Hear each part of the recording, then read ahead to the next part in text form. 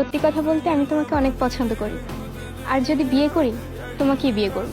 আসলে অনেক গরিব একটা ছেলে আমি, ওরকম টাকা পয়সা আমার নাই। ও আচ্ছা, কতটা গরিব? দাঁড়াও তোমাকে দেখাচ্ছি।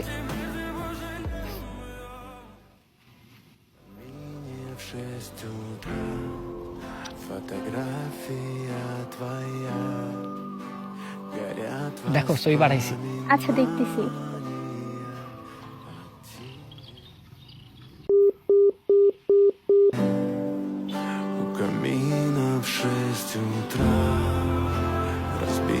আপনি যে নাম্বারটিতে কল করেছেন তিনি আপনার পদে লাথি মেরে ব্লক করে দিয়েছে।